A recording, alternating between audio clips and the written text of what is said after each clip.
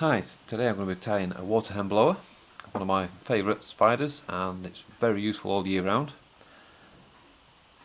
First off, there's several hooks you can use. There's quite a few spider patterns out there, spider hooks from Partridge, but today I'm going to be using a fully mill grab gape. It's a barbless hook, size 12, but I like these in my army down to 16s, 12s, 14s and 16s. Thread wise, you want a primrose yellow. This is a Purcell silk substitute available from Fly Only or all water fly fishing. Purcell is ideal if you can get hold of it, but they've stopped making it now, so it's quite hard to get hold of. First of all, you start your thread about 3mm behind the eye.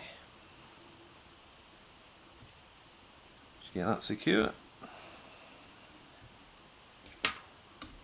And then touching turns just past the point of the hook.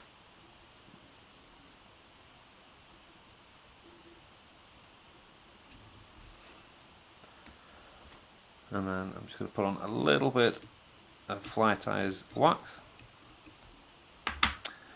I wouldn't suggest using anything that's quite a tacky wax, not for this pattern. You don't want a lot of dubbing to go on here. For the body, I'm going to use moleskin.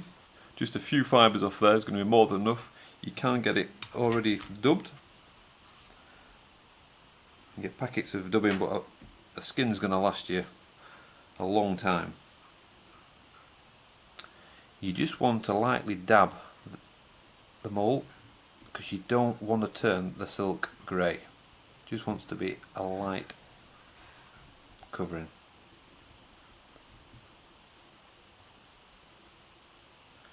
And that applies to dubbing anything really. You don't want a lot. Less is more.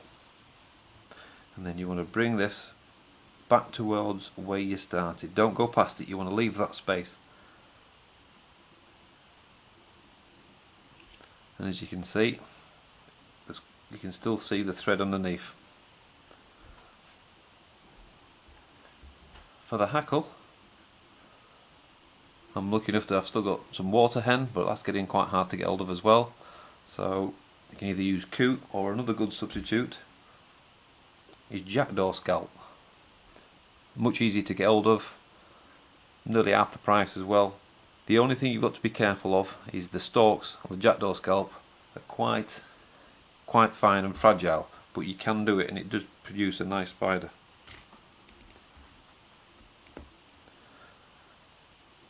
So if you get your feather and then face it towards you so it's concaved, hold it by its tip and strip the left hand side. And just leave a few feathers at the point there, so it should be like so. And if you grab those smaller fibres at the front and brush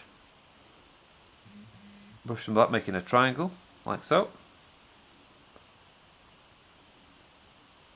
And the easiest way you can hold it there and tie it in, but when you're using a lot of fine materials, and certainly on smaller flies, something that I find quite useful to do is you chase your thread. So if you come against your thread like so, and then bring it up, and it's trapped in. And then I'm going to do one more turn at the front, and then one behind. And not everyone does that, but what that does, when you start to turn the hackle pliers, it keeps your fibres much more open. Rather than being closed in, it just opens them up more. And then two more turns in front.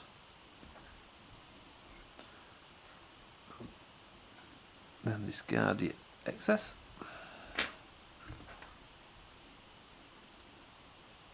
Couple of stray fibres there. If you do get any stray ones, you can finish those off at the end.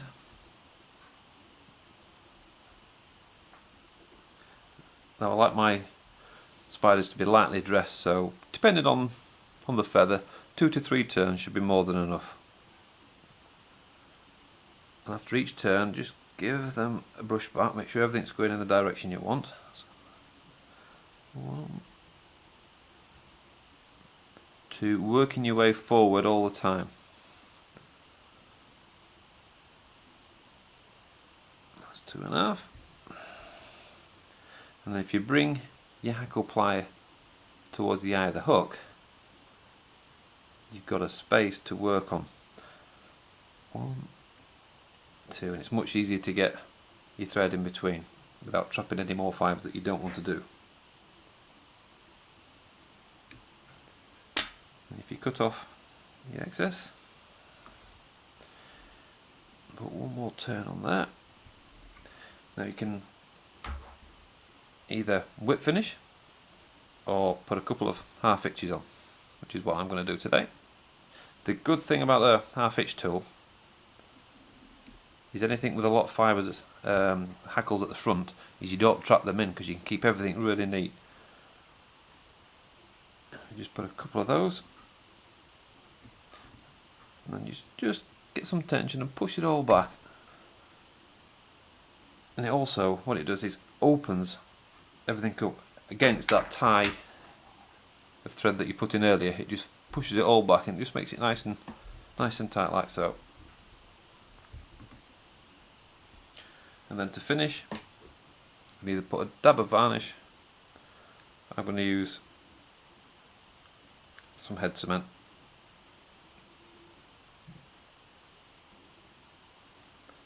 And there we have the Waterhen Bloa.